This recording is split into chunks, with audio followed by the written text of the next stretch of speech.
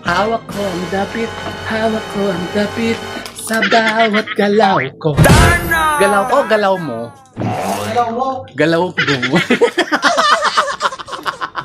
Ayaw, di ba? Oh, hello, what's up, mga kumari kong tigang. Ngayon po ay pool muna naman, kaya ngayon ito, mag-share lang po tayo ng isang pangmalakasan na ritualan na yun na nga, pwede po nating magamit kung kayo po mga kumari kong tigang ay namumblema na naman at namumblema pa rin dyan sa mga problema nyo sa mga inyong karelasyon. Kasi talagang marami po yan, mga kumari kong tigang, hindi po yan mauubos. Pero bago yun, hamak mahal kong tigang, sumayo po muna kayo ng hawak mo ang beat. Oh, hawak ko ang dabit, hawak ko ang dabit sa bawat galaw mo. Are you crazy? Are you out of your mind? Nako, tayo nandito lang po sa labas, hamak mahal kong tigang, kasi tayo po ay nag-aabang na naman po ng, ayan, nasa na, pag sikat na naman ng buwan, parang wala namang buwan. Nasaan bang buwan? Kasi ngayon po, hamak kumari kong tigang ay pool mo na naman. Talaga ba? Opo, hamak kumari kong tigang. At ito po yung isa pong napaka-powerful po na araw sa paggawa po ng isang, yan nga, manifesting ritual nga po na pwede natin gamitin nga po na pang-akit ng ating mga minamahal sa buhay. Paano? Napakasimple lang naman po, hamak kumari kong tigang. Kasi tayo naman po yung napakarami na pong i-share dito na iba't ibang mga obsession love ritual. Nako, talaga ba? At kayo po baga, makumari kong tigang, ay nagtatry din ng mga ganyan. Diyan sa inyo pong mga partner, sa inyo pong mga jowa, mga asawa, mga ano nyo, mga boylet nyo, o mga mama nyo. Nako.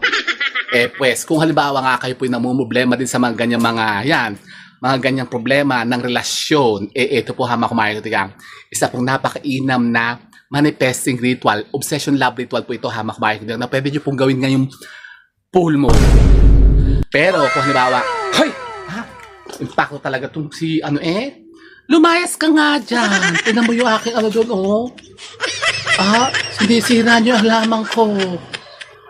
Naka-impacto talaga ito si Magdalena yung aking doon, bilite, sinira, tingnan nyo naman ginawa. Tignan niyo yung ginawa niya sa bilite ko, kinalkal.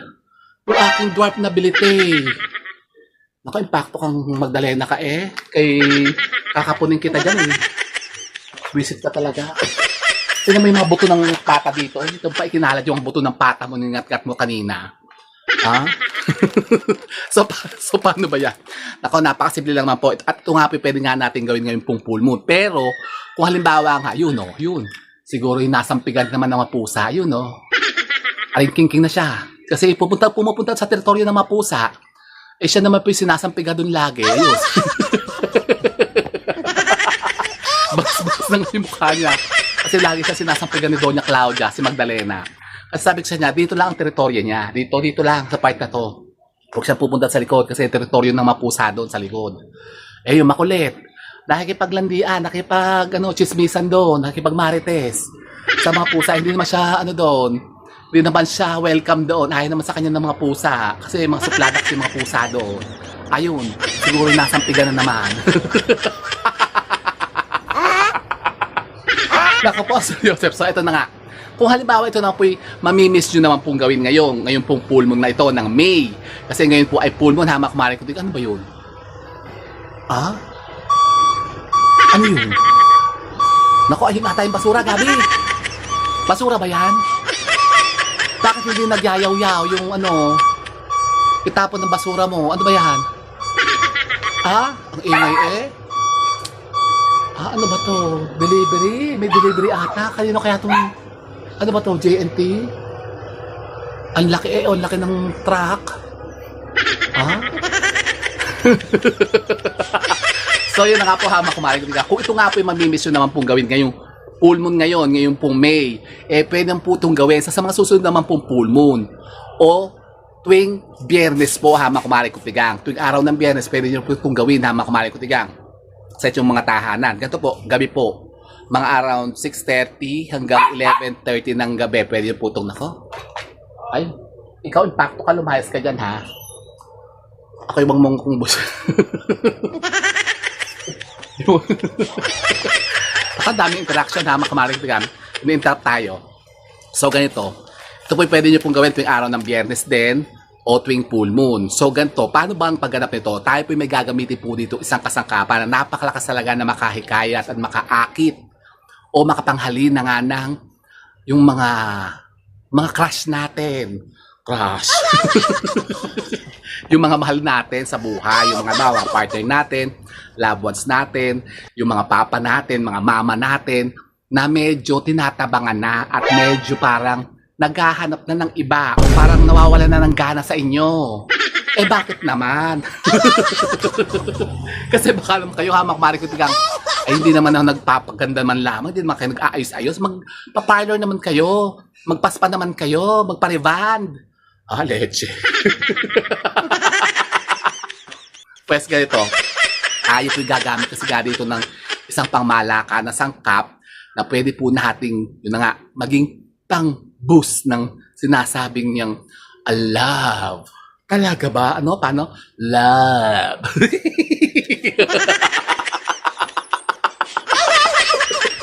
Ano ba yan? Ito po mga makababigutigan. Ito, pineplex ko na nga sa inyo. Ang ating napaka-powerful po na cinnamon powder. Ano ulit? Cinnamon powder. Ito po ang mayroon sakap natin dito. Ito po yung gagamitin natin. Na, yun nga, panghalina, pang-akit sa ating mga minamahal sa buhay, ang cinnamon powder. Pangalaga ba? Opo. So, ito po, may nabibili naman pong mga gantong klase po ng mga cinnamon powder na ganyan na, nakapak na siya.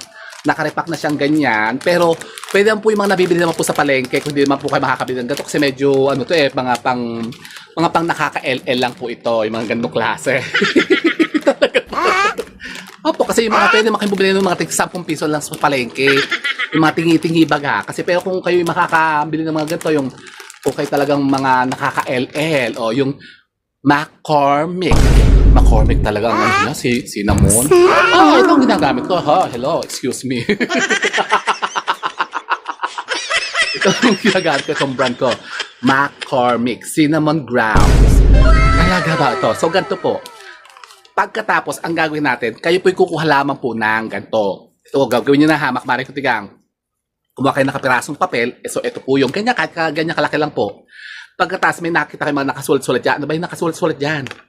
Yan. O, ipopokus ko po sa camera, ha? Ididikit ko talaga sa camera. Ipagdududula ko na para makita nyo. Kayo po'y magdodrawing po ng ganyan. Triangle. Triangle yan, hamak, Maring Kutigang.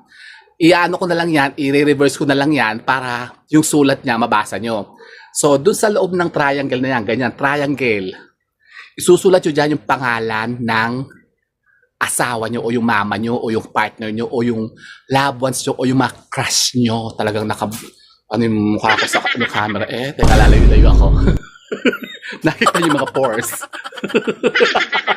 Ay, excuse, wala ko masyadong pores ngayon na makamarig din yan kasi gumagamit ako nung Senit moisturizing cream.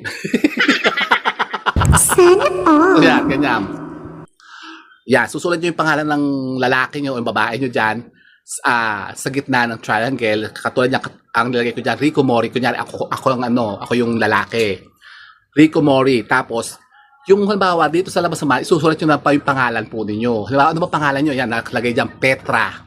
Si Petrang Kabayo, yan, nakalagay. Petra, yan, Petra. 4 na sides ng triangle, Petra. Isusulat nyo yung pangalan dyan. Buong pangalan, hamak kumain ko ito yan. Halimbawa, Rico Mori, pangalan ko yun. Ako, halimbawa, yung papa nyo, ako yung mama nyo, ganun. So, doon naman sa labas ng triangle, susulat nyo po dyan sa 3 gilid na yan ng triangle, ang pangalan nyo. O, ito na ha. Pagkatapos, bibilugan nyo yan ng ganyang paikot. Hoy! Impacto ka mo nga. Nauga yung tripod ko. Neto pala ko si Magdalena Manda ka sa akin, mamaya papaliguan kita. O, ganito. Pagkatapos, nag-drawing kayo dito sa sulok niya ng star, tapos dito ang full moon.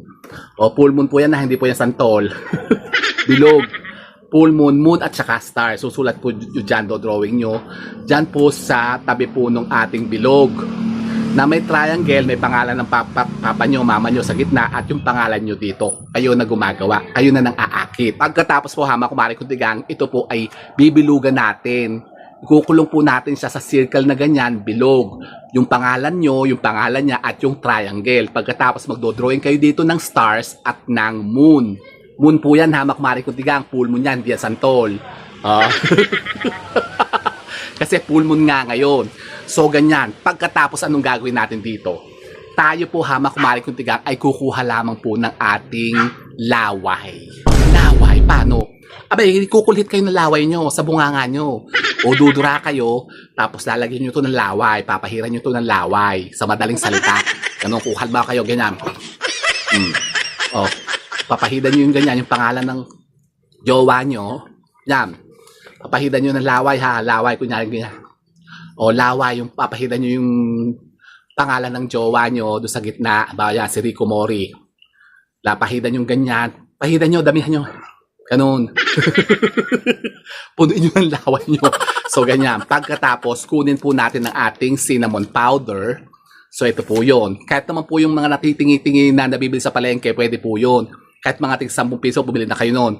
Magagamit nyo. Tapos, ito po ay ibubudbud po natin dito sa ibabaw po ng ating papel. Doon sa pangalan po nung tatargetin natin o yung papa natin o yung mama natin o yung bibiktimahin natin. Biktima talaga. Hindi po yung ating pong aakitin. Yung pababalikin. Yan, hindi biktima. Para namang ano yun. So, ganyan. Pagkatapos mo hama kumari ko tigang, ibubudbud po natin dito ang cinnamon powder. Diyan po, ikakalat yung ganyan paikot doon sa bilog. Kakalat yung ganyan, ibubudbud nyo yung ano doon sa bilog na yan, sa pangalan ng jowa nyo, tsaka pa sa pangalan nyo. Pagkatapos, kayo po ay magpipetisyon dito. Yan, ano bang gusto nyo mangyari? Halimbawa, sabihin nyo sa kanya, ikaw, Rico Mori, ako na lang ang iyong mahalin. Ako na lang ang iyong ulit ibigin. Bubalik ka na sa akin. Tapos ganyan, iwanan mo na yung kabit mo. Basta kung ano po yung gusto nyong petisyon. Sabihin sa kanya, ako na lang iyong pugigiin ulit. Ako na lang ang iyong kalantariin. Ako na lang ang iyong ulit pagkaguluhan. Talaga ba? Opo, gano'n naman kumain tingnan. At bumalik ka na dito sa bahay para tayo magsama na ulit. Gano'n. Para maging masaya na ulit tayo. Basta't kailangan po hama kumain kung tigang may positive intention kayo, yung mga wishes po ninyo. Ihiling nyo dito yung positive intention nyo na gusto nyo mangyari para mapabalik natin sila. Halimbawa, yung mga asawa nyong nangabit na, sumama na sa iba. Gusto nyo mapabalik sila. Sasabihin nyo dito, iwanan mo na yung kabit mo. Mariota, bumalik ka na sa akin. Ako na ulit ang iyong mahalin. Ako na ulit ang iyong ibigin. Ako na ulit ang iyong kalantariin. At ako na lang ang iyong pugigiin. Ako na lang ang iyong pagkaguluhan. Ah, talaga ba? Gano'n na makabalik ng kakalaan. I-affirm natin yung ating petition dito. Ibubulong natin talagang taimtim. Gano'n ha, yung with full intention. Pagkatapos, ito po ay ating ifo-fold ng paharap sa atin, papasok sa atin. Yan, 3 beses lang po. 1, 2, 3. So, ganun. Pagkatapos, ito po'y tatayan lamang po natin ng kapirasong ribbon na pula. Talian po natin ng ribbon na pula. So, ganyan. At talian lamang po natin siya ng ribbon na pula para po mag-activate talaga ang power niya nung ginagawa natin na ritualan. Yan.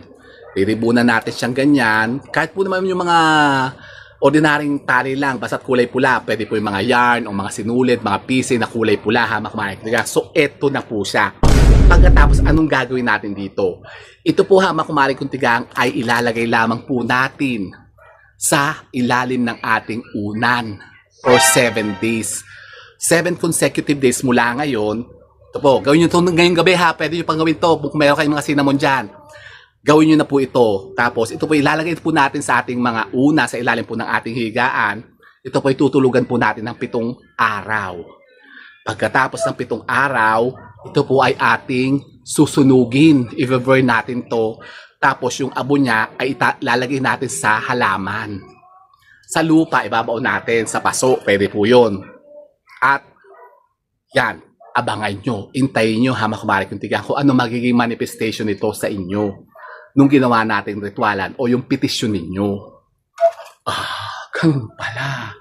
Opo, at mas maganda nga po itong gawin ngayon pong full moon. Ngayon po, ha, mga kumare ko tigang, hanggang mamaya pa naman pong 11:11 ng gabi, pwede nyo po ito magawa. Kumuha po kayo ng cinnamon, kumuha po kayo ng kapirasong papel, ribbon na pula, taling pula. Sulat nyo dyan yung sinabi ko sa inyo, triangle, tapos pangalan ng asawa nyo, pangalan nyo, bilugan nyo, lagyan nyo ng stars, lagyan nyo ng moon, lagyan nyo ng lawa nyo, pudburan nyo ng cinnamon, talian yung ganyan. Tapos, ilagay nyo sa ilalim ng unan nyo ngayong gabi, tulugan nyo. For the next 7 consecutive days. Ganun pa. So, ganun to ha, mga kumare kong tigang. Subukan nyo po ito. Hindi nyo susubukan, subukan nyo. Para malaman nyo ha, mga kumare kong tigang, kung ano po ang magiging epekto nito sa buhay po ninyo.